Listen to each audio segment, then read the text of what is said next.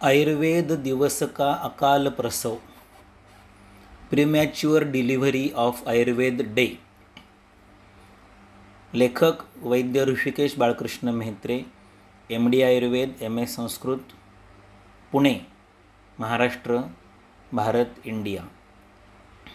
सारांश।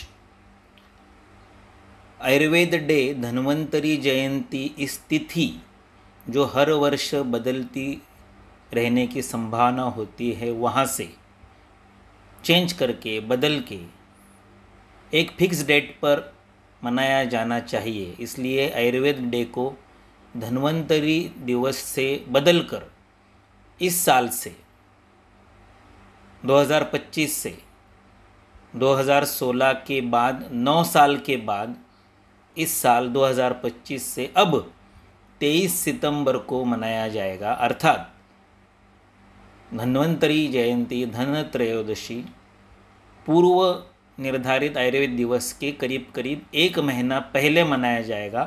तो यह आयुर्वेद दिवस का अकाल प्रसव है, premature delivery of Ayurveda day इसे कह सकते हैं। सारांश। अगर फिक्स डेट ही चाहिए तो 21 जून वाले सोल्स्टिस डे अर्थात योग दिवस की तरह 21 दिसंबर के सोल्स्टिस के दिन आयुर्वेद दिवस घोषित किया जाए, क्योंकि वैसे भी योग और आयुर्वेद परस्पर पूरक अर्थात कॉम्प्लीमेंट्री माने जाते हैं। चाहे जोर जबरदस्ती ही क्यों न हो, वास्तविक परिस्थिति वैसे नहीं है, फिर भी कॉम्प्लीमेंट्री माना जाता है। अस्तु। दूसरा, फिक्स डेट ही चाहिए तो 21 दिसंबर का सोल्स्टिस के दिन आयुर्वेद दिवस हो जाएगा, तो प्रायः यह मार्गशीर्ष मास में आएगा, जो आयुर्वेद की दृष्टि से विसर्ग काल का अर्थात देह बल अग्निबल की उत्तम स्थिति का अर्थात पेशेंट और समाज के आरोग्य रक्षण का काल है। और भगवद गीता के 10वें अध्याय विभूति योग में भगवान श्री कृष्ण ने मासानाम मार्गशीर्षोष्मी ऐसे मार्गशीर्ष को स्वयं का स्वरूप अर्थात पवित्रतम बताया है। या फिर 21 दिसंबर यह सोल्स्टिस दिवस ज्योग्राफिकल दिवस कभी पौष मास में आएगा। पौष नाम जिस नक्षत्र से आता है वह तो वैसे भी पुष्य यह शुभ नक्षत्र ही माना जाता है। तीसरा, फिक्स डेट ही चाहिए तो आयुर्वेद दिवस मकर संक्रांति के दिन 14 या 15 जनवरी को मनाया जाए, जो प्रायः स्थिर डेट रहती है, फिक्स डेट रहती है। जो उत्तरायण का आरंभ है अर्थात विसर्ग काल का परम उत्कर्ष कालावधि है और देह बल अग्निबल तथा पेशेंट और समाज के आरोग्य रक्षण का सर्वोत्तम काल है। फिक्स डेट ही चाहिए तो स्वातंत्र्य पूर्व काल में आयुर्वेद के पुनरुद्धार का आरंभ जहाँ से हुआ, अखिल भारतीय आयुर्वेद महासम्मेलन स्थापना दिन, उस दिन को आयुर्वेद दिवस घोषित किया जाए। पांचवा, फिक्स डेट ही चाहिए तो भारत में आयुर्वेद का सर्वप्रथम कॉलेज या सर्वप्रथम आयुर्वेद यूनिवर्सिटी के स्थापना दिवस को आयुर्वेद दिवस घोषित किया जाए।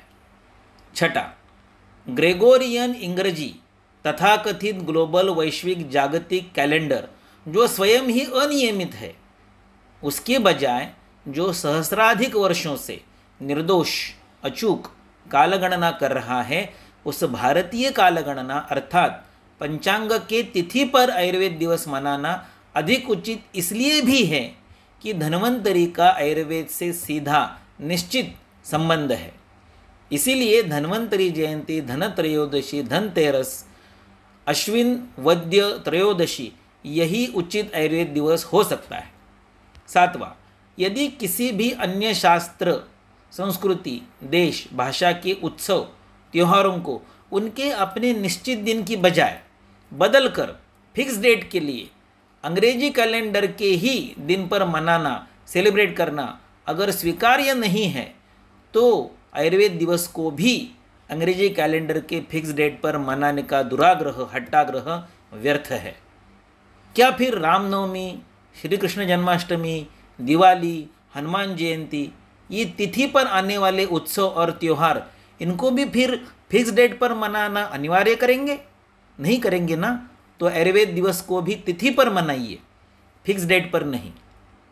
8वां 23 सितंबर, यह इक्विनॉक्स, यह भौगोलिक घटना आयुर्वेद की दृष्टि से असंबद्ध, यादृच्छिक, विसंगत, अशास्त्रीय, दोषपूर्ण, आरोग्यनाशक, देहबल अग्निबल की हीन स्थिति का काल है, जो वर्षा ऋतु या शरद ऋतु में आता है, जिसमें वात प्रकोप या पित्त प्रकोप की अर्थात अनारोग्य की स्थिति रहती है। 9वां दूसरा इक्विनॉक्स 22 मार्च, यह भी आयुर्वेद की दृष्टि से उपरोक्त रूप में ही अनुचित ही है, क्योंकि यह वसंत ऋतु में आता है, जिसमें देह बल अग्निबल मध्यम से अल्पता क्षीणता की ओर जाता रहता है और कफ प्रकोप की अर्थात फिर से अनारोग्य की ही स्थिति होती है। फिर भी 22 मार्च का यह इक्विनॉक्स थोड़ा बहुत ठीक ठाक है 23 सितंबर की तुलना में, क्योंकि शरद या वर्षा ऋतु में आने वाले इक्विनॉक्स की बजाय वसंत में अर्थात 22 मार्च को आने वाले इक्विनॉक्स को भारत में सांस्कृतिक और धार्मिक रूप से वसंत ऋतु के कारण शुभ माना जा सकता है, तथा भगवद गीता के 10वें अध्याय विभूति योग में ऋतूनाम कुसुमाकरः, इस रूप में भगवान श्री कृष्ण ने वसंत ऋतु को स्वयं का अपना भगवान का स्वरूप बताया है। 2016 से लेकर 9 वर्ष तक आगे हर धनत्रयोदशी को आयुर्वेद दिवस राष्ट्रीय और जागतिक स्तर पर सेलिब्रेट करने के बाद अचानक से ही 2025 में आयुर्वेद दिवस का अकाल प्रसव अर्थात प्रीमैच्योर डिलीवरी 1 महीना पहले ही होने जा रही है, जो निश्चित रूप से अश्विन वद्य त्रयोदशी को धन्वंतरी जयंती के दिन आयुर्वेद दिवस मनाया जाता रहा विगत 9 साल से। अब वह इस वर्ष 23 सितंबर को मनाया जाएगा, जो साधारणतः अश्विन शुद्ध तृतीया के आगे कुछ वर्ष में भाद्रपद वद्य पक्ष में भी आ सकता है। इसका एक कारण यह बताया गया कि धनत्रयोदशी यह भारतीय कालगणना पंचांग तिथि के अनुसार आने वाला दिन है, जो अंग्रेजी कैलेंडर या ग्रेगोरियन वैश्विक ग्लोबल जागतिक कैलेंडर में हर वर्ष अलग अलग डेट पर आता है। डेट पर, तारीख पर नहीं, दिनांक पर नहीं, तिथि पर नहीं, डेट पर आता है, अलग अलग डेट पर। इसलिए ग्लोबलाइजेशन की सुविधा की दृष्टि से भारतीय कालगणना, भारतीय मास या तिथि, इसके अनुसार आयुर्वेद दिवस को न मनाते हुए ग्रेगोरियन कैलेंडर, इंग्लिश कैलेंडर, वैश्विक ग्लोबल जागतिक कैलेंडर की डेट पर मनाया जाए। आयुर्वेद से जिस घटना का कुछ भी संबंध नहीं है, या उल्टा आयुर्वेद में जिस दिन को या जिस कालावधि को सबसे अधिक रोगकारक माना जाता है, ऐसे इक्विनॉक्स के दिन को आयुर्वेद दिन घोषित किया गया है।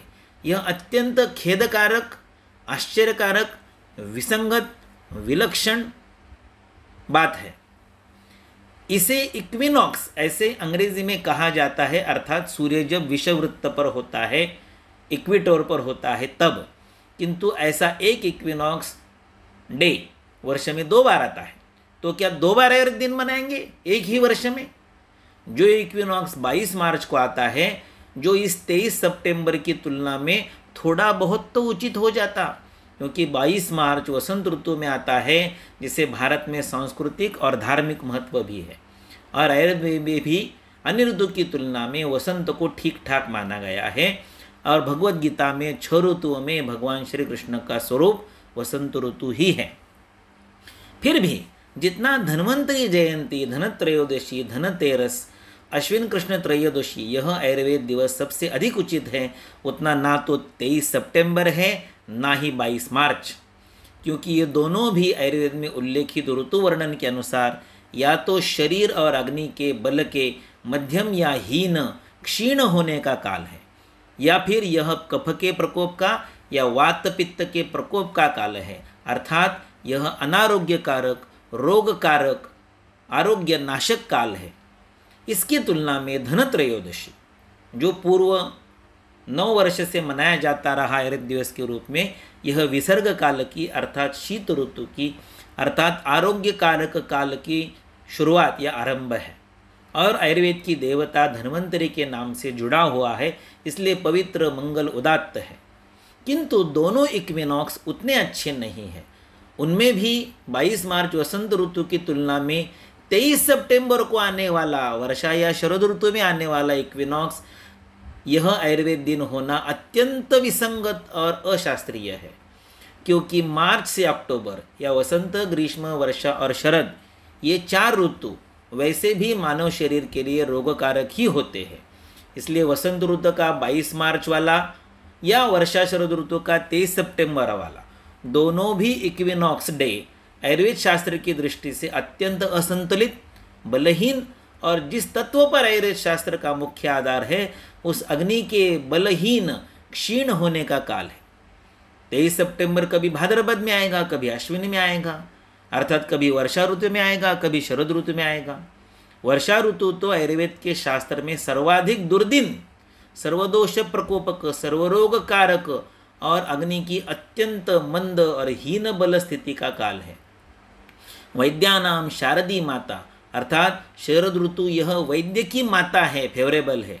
जैसे आज हम उसे अक्टूबर हीट के नाम से समझते हैं, जिसमें सर्वाधिक वायरल, बैक्टीरियल, फंगल इन्फेक्शंस और उष्णता के अनेक प्रकार के रोग समाज में फैलते रहते हैं। इसी तरह से 23 सितंबर यह या उसके आसपास का काल वैद्य के लाभ का और पेशेंट के समाज के आरोग्य के नाश का ऐसा रिस्क फैक्टर अर्थात दोषपूर्ण काल या दिन है। इसलिए यद्यपि सारी तैयारियां हो चुकी है और इस वर्ष 23 सितंबर को ही आयुर्वेद दिन मना कर रहेंगे बाकी सारे लोग, तथापि संपूर्ण आयुर्वेद समाज में एक स्वर में दृढ़ निश्चय से 23 सितंबर इक्विनॉक्स डे वर्षा शरद ऋतु में आने वाले इस दिन का, जिसका आयुर्वेद से किसी भी तत्व से कोई भी संबंध नहीं है, ऐसे असंबद्ध, यादृच्छिक, हैपेजार्ड, रैंडमली सिलेक्टेड किसी जोग्राफिकल, एस्ट्रोनॉमिकल, भौगोलिक घटना को आयुर्वेद दिन के रूप में मान्य करने के लिए संपूर्ण राष्ट्रीय तथा जागतिक स्तर पर संपूर्ण सामर्थ्य से एक संग होकर विरोध करना आवश्यक है। तथाकथित जागतिक या अंग्रेजी या ग्रेगोरियन कैलेंडर के किसी एक स्थिर डेट पर ही आयुर्वेद दिन निश्चित करना है, तो जिस दिन आयुर्वेद महासम्मेलन की स्थापना हुई और ब्रिटिश काल में स्वातंत्र्य पूर्व काल में आयुर्वेद के उद्धार का एक सफल प्रयास आरंभ हुआ, उस आयुर्वेद महासम्मेलन स्थापना दिवस को आयुर्वेद के दिवस के रूप में मान्यता दे सकते हैं। या फिर जिस दिन आयुर्वेद का प्रथम कॉलेज स्थापन हुआ उस दिन को, या आयुर्वेद की पहली यूनिवर्सिटी स्थापन हुई उस दिन को आयुर्वेद दिवस के रूप में मान्यता देनी चाहिए, जो कि तिथि के स्वरूप में न होने के कारण ग्लोबलाइजेशन की सुविधा की दृष्टि से अंग्रेजी ग्रेगोरियन कैलेंडर में एक स्थिर डेट पर आ सकेगा। सबसे अंतिम बात, क्या मेरे शास्त्र का अस्तित्व ग्रेगोरियन इंग्लिश कैलेंडर के अस्तित्व में आने से पहले से इस विश्व में विद्यमान है? क्या यह हमारा दोष है? क्या यह हमारा अपराध है? नहीं। क्या धन्वंतरि जी या संपूर्ण आयुर्वेद ही ग्रेगोरियन कैलेंडर के अस्तित्व में आने से पहले से इस विश्व में विद्यमान है? इसलिए हमारे कालगणना जो रेगुलर, तथाकथित, जागतिक, ग्लोबल, अंग्रेजी, ग्रेगोरियन कैलेंडर से मेल नहीं खाती है, उसको छोड़कर हम किसी भी असंबद्ध रैंडमाइज दिन को आयुर्वेद के दिन के रूप में स्वीकार करें? बिल्कुल नहीं। क्या किसी अन्य शास्त्र, अन्य पंथ, देश, भाषा, संस्कृति, वंश में आने वाले उनके अपने जो उत्सव, त्योहार, सेलिब्रेशन होते हैं, वे इस प्रकार की फिक्स डेट का स्वीकार करेंगे जो उनके अपनी कालगणना से मेल न खाता हो? किसी अन्य शास्त्र, देश, संस्कृति को तो छोड़ दो, क्या जन्माष्टमी, रामनवमी, दिवाली, हनुमान जयंती ये तिथि पर आते हैं, किंतु रेगुलर कैलेंडर के अनुसार हर वर्ष अलग अलग डेट पर आते हैं, तो क्या उनकी भी डेट फिक्स कर दोगे? अगर इसका उत्तर नहीं करेंगे ऐसा है, तो फिर आयुर्वेद दिन को ही भारतीय कालगणना, पंचांग तिथि के बजाय क्यों फिक्स डेट पर सेलिब्रेट करना है? संपूर्ण विश्व को भी ये ज्ञात होने दीजिए कि उनके कैलेंडर से पहले भी कोई कालगणना अस्तित्व में आज भी है जो अत्यंत निर्दोष है, जो आज भी भूतकाल के और भविष्यकाल के हजारों वर्षों के सूर्य ग्रहण के समय का सेकंड तक के एक्यूरेसी से गणना कर सकता है। ऐसी श्रेष्ठ, टाइम टेस्टेड, अचूक, अस्खलित, निर्दोष काल गणना को छोड़कर, जिनका अक्टूबर कभी 8वां महीना था, आज 10वां महीना हो गया है, जिनके एक मंथ में कभी 30 दिन होते थे, कभी 31 दिन, कभी 28 दिन होते हैं, जिनके एक वर्ष में कभी 365 दिन होते हैं, कभी 366 दिन होते हैं, ऐसे अनियमित कालगणना को हम आयुर्वेद दिन की निश्चितता के लिए क्यों स्वीकार करें? नहीं करेंगे, क्योंकि ये हमारी भी अस्मिता का, स्वाभिमान का, परिचय का, अस्तित्व का, आइडेंटिटी का प्रश्न है। सर्वोत्तम आयुर्वेद दिवस तो वह है जिस दिन मनुष्य देह में सर्वाधिक देहबल और अग्निबल होता है, अर्थात हेमंत ऋतु का अंतिम दिन और शिशिर ऋतु का प्रथम दिन, अर्थात माघ शुद्ध प्रतिपदा। किंतु यह भी तिथि है जो तथाकथित ग्लोबल, जागतिक, अंग्रेजी, ग्रेगोरियन, इंग्लिश कैलेंडर के अनुसार फिक्स डेट पर नहीं आएगी, हर वर्ष अलग अलग डेट पर आएगी। और इसलिए इस आयुर्वेद दिवस को भौगोलिक घटना से ही जोड़ना है, तो उत्तरायण का आरंभ या दक्षिणायन का अंत जिस दिन होता है, उस मकर संक्रांति को, जो प्रायः 14 या 15 जनवरी को आएगी, अर्थात फिक्स डेट पर आएगी, उसको आयुर्वेद दिवस के रूप में घोषित किया जाए।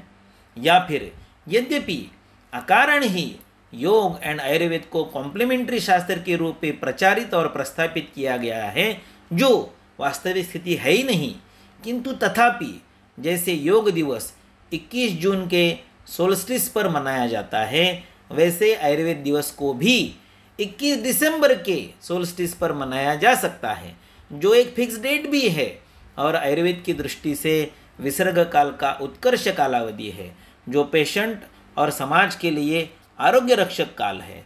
और ये प्रायः बहुसंख्य बार मार्गशीर्ष में आने के कारण और भी शुभंकर होगा, क्योंकि मासानाम मार्गशीर्षोष्मी, ऐसा भगवान श्री कृष्ण ने भगवद गीता के 10वें अध्याय में विभूति योग में कहा है, अर्थात सभी मासों में मार्गशीर्ष ही भगवान श्री कृष्ण का स्वरूप है। या फिर कभी कभी यह 21 जून की तरह यह आयुर्वेद दिवस अगर 21 दिसंबर को मनाया जाए तो यह सोल्स्टिस पौष मास में आएगा, और पौष भी पुष्य इस शुभ नक्षत्र के नाम से आया हुआ नाम है। इसलिए आयुर्वेद दिवस या तो धन्वंतरी जयंती पर मनाया जाए, या मकर संक्रांति पर, या 21 दिसंबर को, या आयुर्वेद महासम्मेलन की स्थापना दिवस पर, या आयुर्वेद के प्रथम कॉलेज की स्थापना दिवस पर, या आयुर्वेद के प्रथम यूनिवर्सिटी के स्थापना दिवस पर मनाया जाए। किंतु 23 सितंबर पर कतई नहीं मनाया जाए। 23 सितंबर इक्विनॉक्स डे, यह अनारोग्य कारक दिवस है, आयुर्वेद के तत्वों से विरुद्ध है, विसंगत है, विलक्षण है, अशास्त्रीय है। इसलिए हम इसका जोर से, अत्यंत संगठित सामर्थ्य से त्रिवार विरोध करते हैं। जय आयुर्वेद। लेखक वैद्य Rishikesh Balkrishna Mehtre, MD Ayurveda, MA Sanskrit, Pune, Maharashtra, Bharat, India.